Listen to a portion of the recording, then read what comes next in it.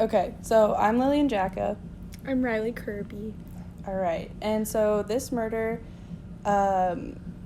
is a weird one. It's okay. Mary Bell committed some of the most gruesome murders of children while being a child herself in 1968. She was 10 when she killed 4-year-old Martin Brown and 11 when she killed 3-year-old Brian Howe. Oh my god. So Mary Bell was born in 1957 to a 17-year-old prostitute mother and had a hard upbringing. According to Mary and witnesses from her family, her mother tried to kill her as a baby multiple times to make it seem like an accident. So the first time her family mentioned that Mary mysteriously fell from a window and sustained injuries to her prefrontal cortex, which contributes to voluntary movements and decision-making. Great. Another time, Mary almost died. Her mother was feeding her sleeping pills and told her they were sweets. And someone saw her do that. Her mother also forced Mary to do sexual acts with men since the age of 5. So gross. I know. That's like so gross. I read that and I was like, okay. And apparently whenever Mary Bell, like whenever she was actually born, her mother said, "Get that thing away from me," to the nurse that was trying to give her her child. So why didn't she just put her up for adoption? I don't know. Okay, so on May 25th, Mary Bell strangled 4-year-old Martin Brown, this is in 1968, in an abandoned house and apparently committed it alone.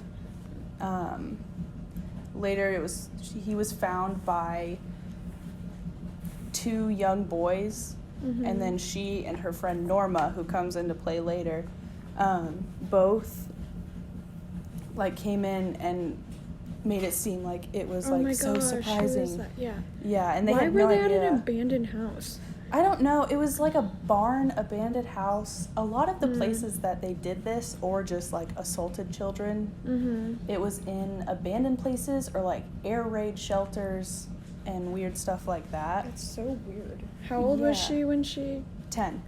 It was the How day. would she even know that? I don't know. It was the day before her 11th birthday, and she also had a history of doing this kind of stuff. Like, she would be out playing with kids or something like that, and then like one time she got the police called on her by other moms because she tried to choke out 3 of their 3 daughters. It was 3 separate moms. None of them were related or anything. It was 3 separate incidents. And she would also just try to do that to like her friends and stuff. And so the night that they did that, or a few nights after, she and her friend Norma Bell, who they weren't related, broke into and vandalized a nursery. And they tore the place up, and they even left notes saying that they did it, and like saying different things about the scene and everything that people normally wouldn't have known. Yeah. And the police just thought it was a prank. Yeah. And they claimed responsibility for it, and they just thought it was a prank and wrote it off. And then on July 31st of 1968, Mary and Norma strangled 3-year-old Brian Howe around the same area as Martin. It was in these like this really rocky area, and he was found kind of like in between a rock. Oh my god. Not crushed under it, yeah, but like shoved next to it. Under it. Yeah. Ew. And like this one's gross, what they did. Apparently Mary had some like broken scissors and like used it to cut off some of his hair. Jeez. And used scissors to like scratch his legs up, and they like mutilated his genitals. He's a 3. Broken. Yeah, and she came back. Actually, she came back, and originally there was an N scratched in his stomach, and then it looked like with a different object, someone came back and made it into an M on his body, and they even tried to lure his sister out to, because they knew his sister, and they tried to lure her out to be able to find him. And because he was missing, and they were wondering where she was or where he was, and but then she just wasn't taking any of it. Yeah. And was just annoyed with them because she didn't like them. Yeah. And then just went back home, and then the police found him 11 hours later. Ew. Yeah.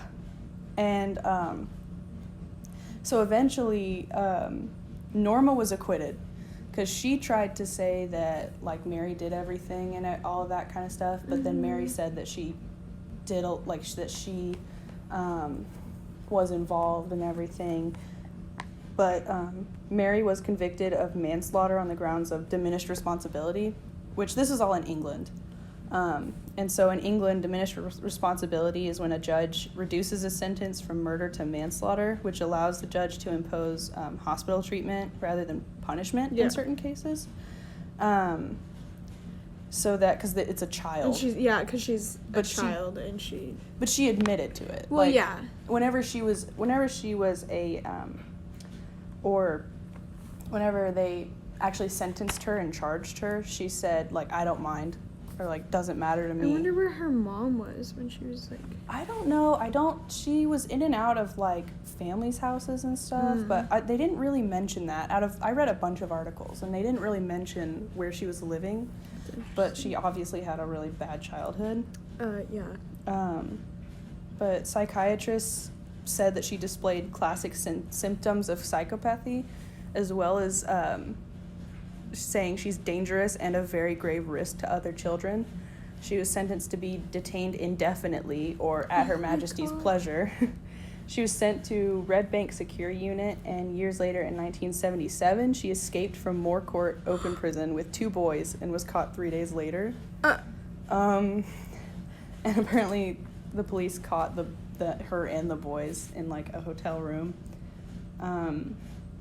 And then, get this, she was released in 1980 after serving 12 years and was granted, I don't know how to say this, anonymity. I don't know, she was, like, able to be anonymous. She had a daughter in 1984 when she was 27, and a granddaughter in 2009, and no one knows where she is. No way. She's still living, like, out there. She's in her 60s. And she actually, like, no one knows her real name right now. Yeah. The press found out when her daughter was younger, like around 10, I think, like where she lived, and came to her house, and they had to leave with, like, bed sheets over their heads to keep their identities safe, even though they knew what she looked like for the most part. Yeah. But, and then whenever her daughter turned 18, because her daughter was supposed to, like, remain anonymous too, but then when it was 18, it was supposed to be, like, released. Because she wasn't technically a minor anymore, but then Mary had that changed, and so her whole family gets to be anonymous indefinitely. What the heck? Yeah. That's so weird. The fact that we don't know where an actual, like, child killer is right now. Yeah, like, she could... Like, what if she moved to the States? You know what I mean? Like, what if she literally... She would just go out on playgrounds and choke kids. That's so weird. And even whenever she was at... Like, I read this other thing. And even whenever she was at Norma's house one time, she, like, tried to strangle her younger sister. And her dad found her and slapped her and made her go home. Like, that's it. That's all she got for that. She tried to do this, like, multiple times. And because they're so young and frail and, like, no one was around them, she was able to get away with it. Yeah, no, I don't like that. No, I know. But that's basically all I have for that. I know a few other, but, like, it's just, it freaks me out that she's just, like... still, like, out just, like, going to the store and stuff. And her daughter would be... know? Yeah, I think so. She didn't know about her past until they got caught that one time by the press. The press, yeah. And then I think she kind of found out because she had a name. Ew, what would you do if, like, the press found you and you were like, what? And they were like, yeah, your mom's a child killer. Yeah, and like, we want to interview her. Your mom brutally murdered these 2 kids and didn't care. Like, she had this name. The fact I don't that she was a remember. kid And a granddaughter. The granddaughter's name in court that they can call her by is just Z. That's it. Like, that's all that they have. And she was born in 2009, so this kid would be, like, 10 now. Yeah, that's Luke's age. She'd be 10. Yeah. Or whatever. I know. It's just... Ew, that's so weird. Like, how could they let... I don't know. Also, who had a kid with this woman? I don't know. I think she was single. Like, it might have just been something. I mean, they never mentioned if she had... Obviously, they don't know much about her right now. But they never mentioned if she married or anything. I hope she does, like, a TLC documentary right before she dies. Like, on her deathbed or something. Or, like, her daughter does. And she still says, like, she didn't do it. Child killer. Even though she was convicted but I forgive her. Pleaded guilty. She didn't do it. She's a good grandma.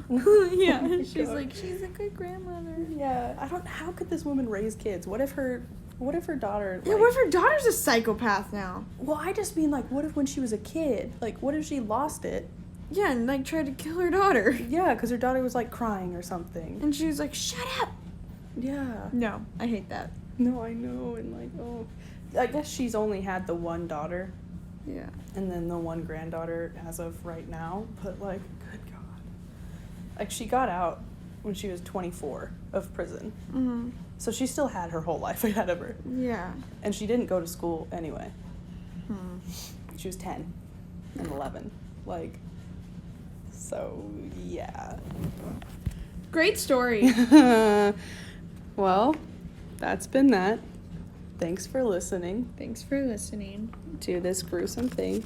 Uneducated crime lovers. Yes. Tune in for the next episode. Woohoo!